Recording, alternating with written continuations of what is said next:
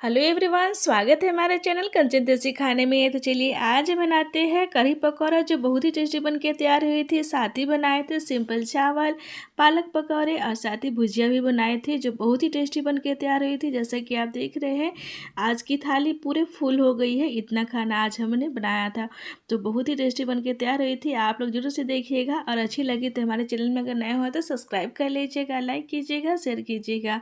तो सबसे पहले हमने चावल लगा लिया है, सिंपल चावल ही बनाएंगे। उसके बाद करी के लिए हमने मिक्सी जार में 2 चम्मच बेसन डाल दिया है, चना बेसन। उसके बाद 4 चम्मच हम दही डाल रहे हैं, तो दही हमने घर में ही बनाया था। जब भी कढ़ी के लिए हम दही बेसन मिलाते हैं तो बेसन के अकॉर्डिंग हम 2 चम्मच अगर बेसन डालेंगे ना, उसके अकॉर्डिंग ना थोड़ा सा दुगुना रहती है दही, तो ज़्यादा अच्छी रहती है। दही थोड़ी सी खट्टी वाली रहती है तो और ज़्यादा अच्छी कढ़ी बनती है। हल्की सी खट्टी, ज़्यादा खट्टी नहीं। इसके बाद आधा चम्मच हमने हल्दी मिला दिया है, थोड़े से पानी डाल करके, और इसे फाइन सा पेस्ट बना लेंगे अच्छे से। इस तरह से थोड़ी सी पतली ही रहेगी तो अच्छी रहती है ऐसे। तो हमने सारा को ग्राइंड कर लिया है। उसके बाद चलिए इसे साइड में डाल देते हैं और बड़ी के लिए बेसन डाल दिया। पकौड़े बनाने हैं ना, उसी हिसाब से बेसन यहाँ पे डाल दिया है। आधे चम्मच नमक डाल दिया है, आधे चम्मच हल्दी पाउडर डाल करके, और इसे थोड़े थोड़े पानी रख कर सभी को अच्छी तरह से मिक्स कर लेंगे, मिला लेंगे। बेसन को जितना अच्छे से मिलाते हैं ना, उतना अच्छे फूली फूली पकौड़े बनते हैं। आप चाहे तो यहाँ पे चना दाल, उड़द दाल या सभी चीज़ के पकौड़े बना सकते हैं, लेकिन हमने यहाँ बेसन के बना रहे हैं तो बहुत ही सिंपल रहती है। यहाँ चावल भी बन गई थी, चावल को पसा लिया है। उसके बाद गैस पे रख दी थोड़ी देर के लिए सोखने के लिए, तो चावल भी बन गई थी, रख दी हूँ साइड में। और बेसन को ना हाथ से अच्छे से हम इस तरह से मिक्स कर लेंगे ताकि पकौड़े हमारे फूले फूले बने। हाथ से मिक्स करने के बाद उसे रख देते हैं साइड में, जब तक बाकी की तैयारी पूरी कर लेते हैं। हमने करी वरी और पालक पकौड़े के लिए पालक यहाँ पे अच्छे से धो ली हूँ, साथ ही प्याज ले ली हूँ, धनिया पत्ता, प्याज पत्ता ली हूँ, पालक ली हूँ, हरी मिर्ची वगैरह सभी हम धो करके पहले अच्छे से साफ करके रख ली थी। इसके बाद यहाँ पे धनिया पत्ता को भी बारीक बारीक चॉप कर ली थी, साथ ही हरी मिर्ची को भी बारीक बारीक चॉप कर लेंगे। तो सभी चीज़ बरी में डालेंगे ना, इसलिए फाइन से एकदम अच्छे से बारीक सा चॉप कर लेनी है। उसके बाद थोड़े से जो पालक थी वो भी हम बारीक बारीक चॉप कर लिया है। उसके बाद सभी को हम धनिया पत्ता, पालक और मिर्ची को प्लेट में डाल दिया है। साथ ही हम प्याज पत्ता को भी इस तरह से बारीक बारीक चॉप कर लेते हैं, तो बारीक बारीक ही सभी चीज़ को काटनी है।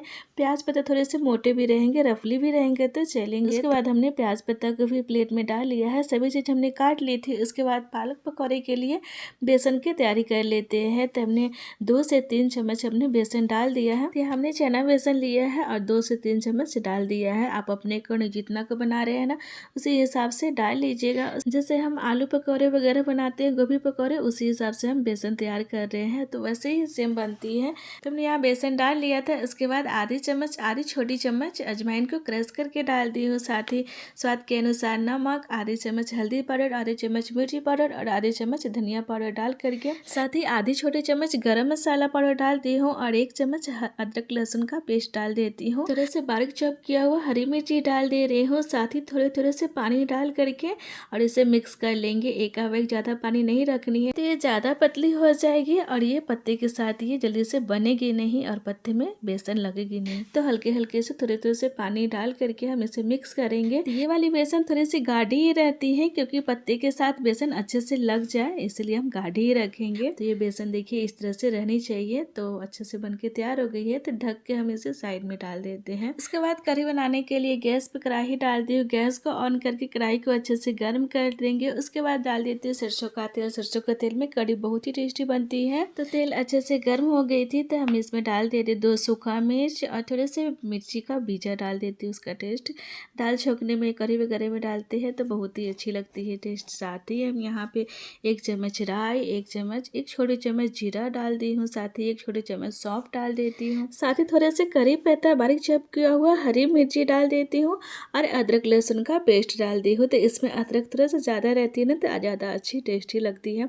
उसके बाद सभी फोरन को हम चटकने देंगे। उसके बाद फोरन अच्छे से ब्राउन हो जाए तो हम इसमें दही और बेसन का घोल डाल करके और कंटिन्यू इसे चलाते रहना है, छोड़ेंगे नहीं तो ये पूरे इकट्ठे हो जाएगी। साथ ही 2 मीडियम ग्लास पानी डाल दिया है और कंटिन्यू इसे चलाते रहेंगे।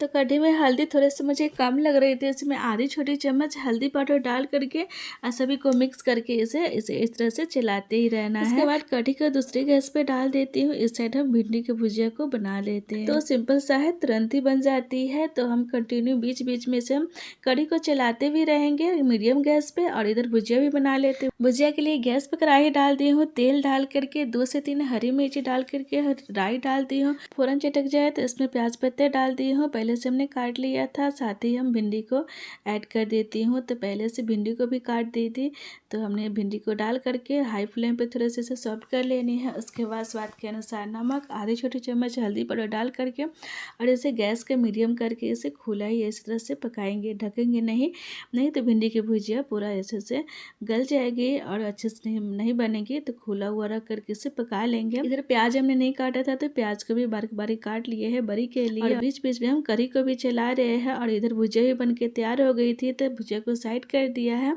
तो चलिए गैस को भी ऑफ कर लिया है, और इससे बरी के लिए हम इसमें थोड़े से पत्ते से मिला लेते हैं। इसमें बारीक चॉप किया हुआ पालक, बारीक चॉप किया हुआ धनिया पत्ता और प्याज पत्ता, साथ ही हरी मिर्ची बारीक चॉप किया हुआ डाल देते हैं। प्याज को जो बारीक चॉप किया था वो हमने डाल दिया है और थोड़ा सा छोड़ देते हैं। उसके बाद हमने अजवाइन को 1 छोटी चम्मच अजवाइन को क्रश करके डाल दिया है, और साथ ही हम स्वाद के अनुसार नमक डाल देंगे। 1 छोटी चम्मच इसमें अदरक लहसुन का पेस्ट डाल देती हूँ। उसके बाद आधी छोटी चम्मच मिर्ची पाउडर डाल दी हूँ, जिससे चटपटा अच्छे से बन जाए। आप चाहे तो मिर्ची नहीं भी डालिएगा तो भी अच्छी लगेगी। उसके बाद थोड़े से इसमें सोडा डाल दिया है, 2 चुटकी के करीब, जिससे पकौड़े अच्छे से फूले फूले बनेंगे। और सभी को मिक्स करके साइड में रख दिया है। इधर कढ़ी को देख लेते हैं। कढ़ी में हमने थोड़ा से प्याज पत्ता बारीक चॉप किया था वो डाल देती हूँ, और सभी को मिक्स करके मीडियम गैस पे रख दिया है। इधर भिंडी के भुजिया को दूसरे कटोरी में निकाल करके इसे साइड कर लेते हैं। साथ ही पकौड़े को तलने के लिए गैस पे पैन चढ़ा दिया है, और इसमें डाल देते हैं तेल, और मीडियम गैस पे डाल देते हैं जब तक गर्म हो रही है तेल। तो तेल को अच्छे से मीडियम गर्म होने देंगे। गर्म अच्छे से हो गई थी, उसके बाद ज़्यादा धुआंधार गर्म नहीं करनी है, मीडियम ही गर्म करनी है। इसके बाद सभी पकौड़े आप चम्मच से या हाथ से इस तरह से डालेंगे, और बहुत ही अच्छे से बन जाते हैं। सभी को हमने इसी तरह से सभी डाल दिए हैं। एक बार जितने तेल हमने डाला है उसी के अकॉर्डिंग पकौड़े डाल दिया है। तो पैन में फैले हुए पैन में रहते हैं ना, तो ज़्यादा पकौड़े आ जाते हैं, इसलिए हम पैन में ही तले हैं। देखिए कितना सारा पकौड़े एक बार निकल जाती है।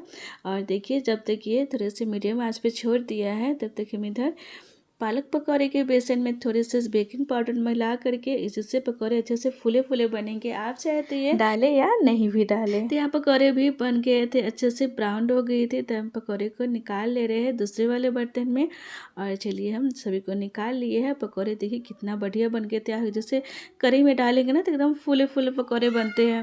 इसके बाद इस साइड करी हम चला ले रही हूँ। उसके बाद सभी पकौड़े गर्मा गर्म करी में डाल दे रही हूँ, और सभी को मिक्स कर लेंगे। साथ ही स्वाद के नमक डाल देती हूँ। नमक हमने पहले नहीं डाला था, तभी हम स्वाद के अनुसार नमक डाल दिया है। सभी को मिक्स कर लेंगे, और इस तरह से गाढ़ी होना चाहिए, और बहुत ही अच्छी बनके तैयार हो गई है। गैस को हमने ऑफ कर लिया है।